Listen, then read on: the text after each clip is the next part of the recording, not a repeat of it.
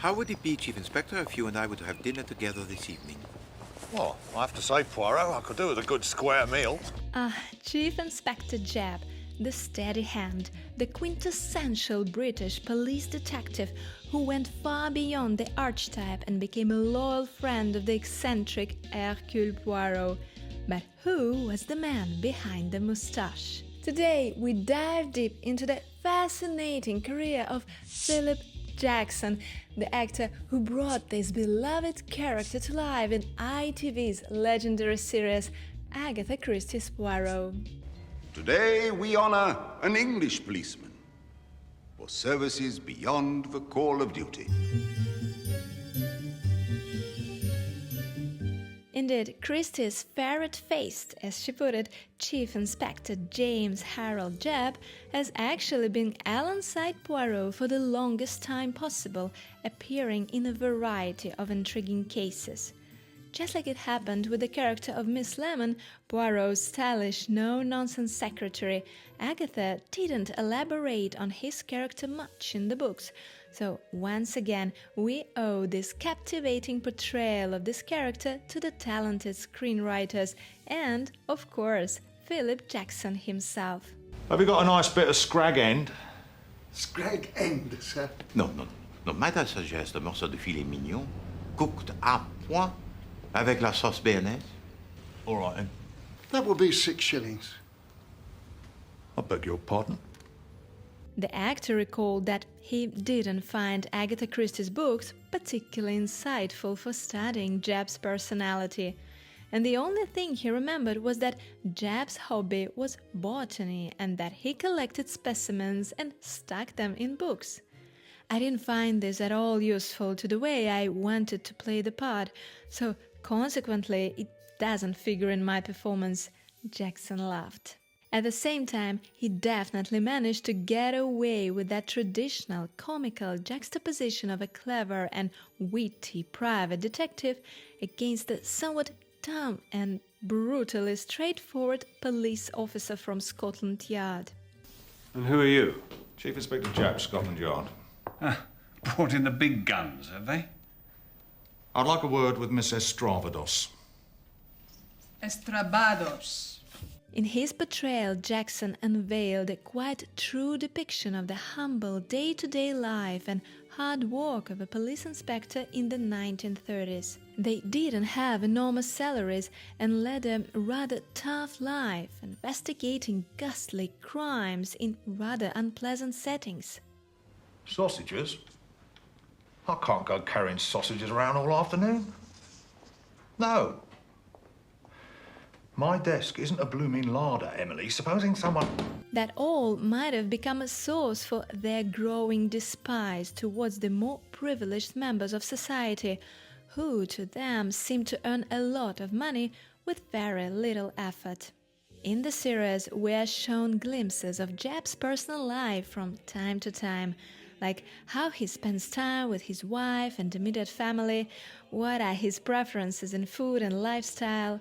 All that is given as a striking contrast to the life of the Belgian Poirot, who, above all, cherishes aesthetics and sort of condescends to the rather mundane manners of his English counterpart. What's that thing in the bathroom, Poirot? Comment? Like a foot bath. The bidet. Oh, bidet.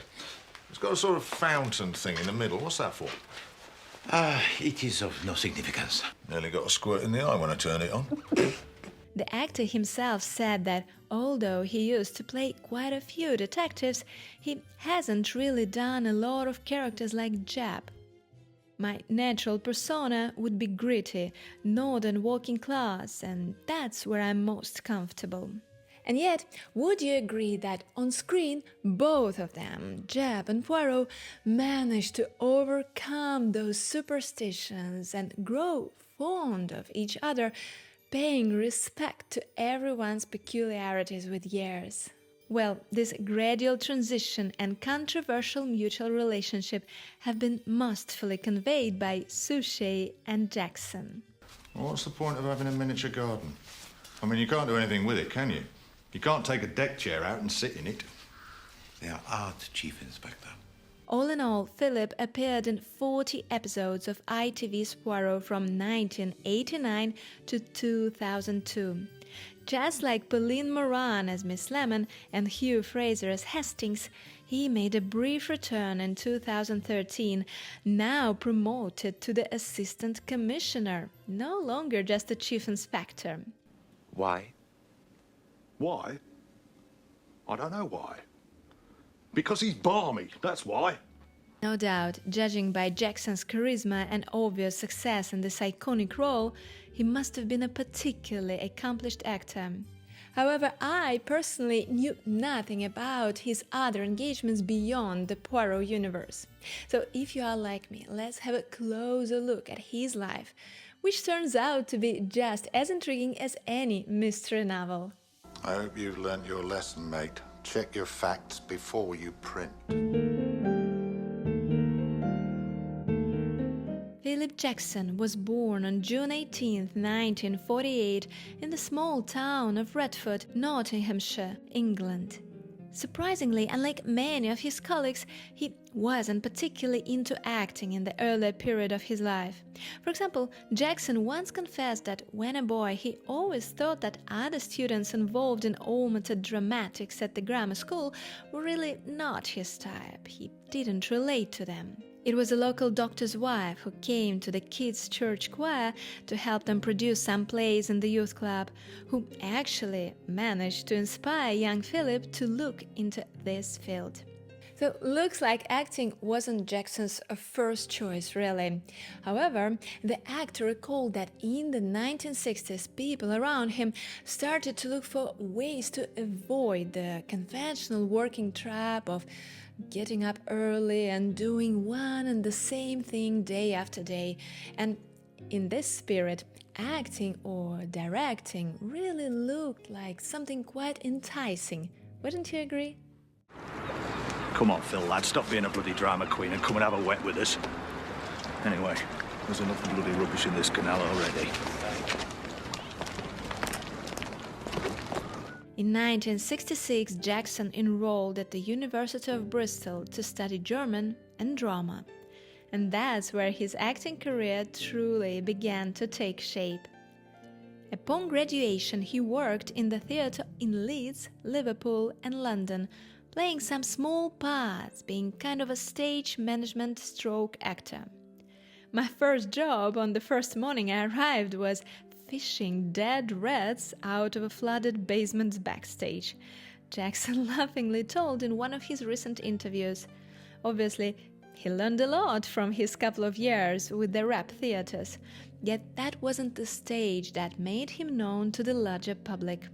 The 1970s were a time of great change in the British entertainment industry. New voices, new stories, and new faces were emerging. And one of those fresh faces belonged to Philip Jackson. Oh, Hello, Dylan. Talk to the devil. Hey, listen, man, my name's Melvin. What's all this Dylan scene? Philip's ability to embody a wide range of characters, whether a hardened criminal, a loving father, or a quirky sidekick, soon made him a very prolific, sought-after actor both in film and TV. Prior to working on Poirot, Philip was known as Abbot Hugo in the 1980s cult series Robin of Sherwood. He also appeared in classic shows such as Porridge, Last of the Summer Wine, as well as Coronation Street, Midsummer Murders, Heartbeat, and A Touch of Frost. It was his role as Chief Inspector James Japp in Agatha Christie's Poirot that would etch his name in the annals of television history. However, the actor himself confessed that, for him, there were films like Brassed Off, Little Voice and one-off TV dramas from the 1970s that he was most proud of. And you'd want to play with us, yeah? I'm not doing this for me. I'm doing it for you. His relatively recent role as Grampy in Raised by Wolves TV sitcom sort of fell in the same category. It's very refreshing to be working on a series where none of the actors or characters is required to have a plummy accent or have been to an expensive public school. the actor said. And perhaps the most surprising engagement would be the famous Take On Me video by Aha in 2005. Like, were you prepared to spot him there? I used to play five-a-side football with the director and he just asked me to do it, the actor recalled. Just like that, really. In 2012, he appeared in Oscar-nominated My Week with Marilyn, and about a decade ago, in 2014-2016, he was playing the role of Alan, a 60-something, easygoing recent retiree in another BBC sitcom, Boomers. Apparently, it was perfectly in line with his own feeling of age and time in life and career. A lot of people become quite boring as they get older. I'm really trying not to do that. If anything, I quite like to get more frivolous and irresponsible before fading away. As Benjamin Franklin said, we don't stop playing because we grow old. We grow old because we stop playing.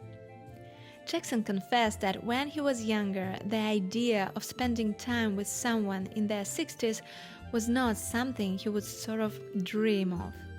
Luckily, when he got older, something has apparently changed. Now the baby boomer generation are viewed as normal, fresh, dynamic, and energetic people. When are we going to start feeling old?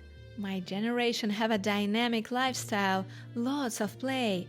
We're certainly not fading away. A curious observation, which I tend to agree with. And you?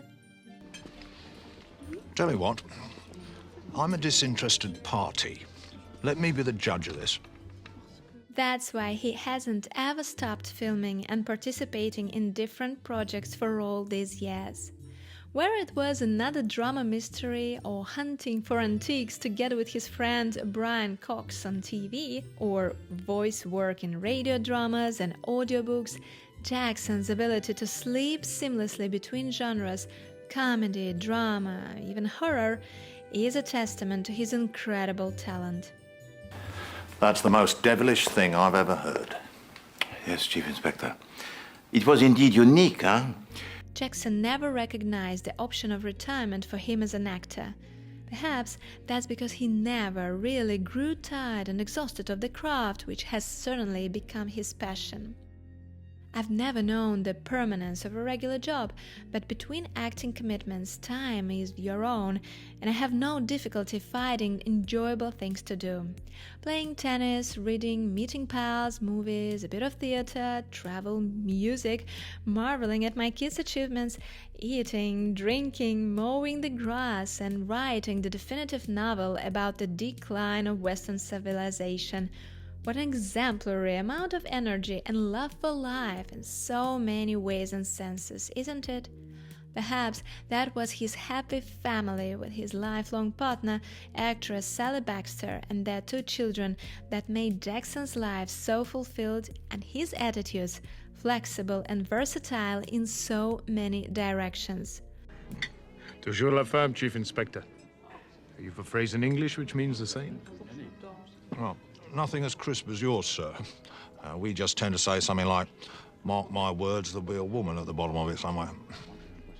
Like, quite unusual for many of his colleagues from the same age group, yet the actor happily admits that he is eagerly embracing modern technology. I'm an iPad and iPhone person, but I'm frequently enraged by how often technology does something I don't want it to, for no apparent reason, and then he goes on scolding the online maps, electronic books like Kindle, stating his strong preference for vinyl music. Well, we all have our little things, right? The most important is to take it with some sane amount of good humor, the sense that never betrayed Philip Jackson. What would be my epitaph? He had a fine head of hair. And this says all about this actor. 3 tall men with furtive walks, 4 short men with black moustaches, 2 men with beards, 3 fat men, 1 man with a peculiar hat, and if I'm to believe what they say, every one of them had a sinister expression. I spent a large amount of my life trying to get people to forget I played Chief Inspector Japp. Apart from one episode in the final series, I hadn't played Japp since 2000, so it's not been part of my life for a long time. Unfortunately, it gets churned out on various satellite channels, so I'm still very associated with it. Oh, this really feels like a curse to poor Jackson, right? Yet definitely a blessing to all of us viewers across so many different countries in the world who are lucky to watch his outstanding performance every now and then. Your health, Chief Inspector. I don't suppose you've got a nice glass of beer, have you, Poirot? So next time you watch an episode of Poirot, raise a glass to Philip Jackson, the man who brought one of the literature's most beloved detectives to life. Cheers to you, Philip! Oh yes, I hope you enjoyed this dive into Philip Jackson's career, and I'll see you in my other videos. Well, it will be time well spent, I promise. Bye! I proclaim James Harold Japp, a compagnon de la branche d'or. Vive compagnon! Vive le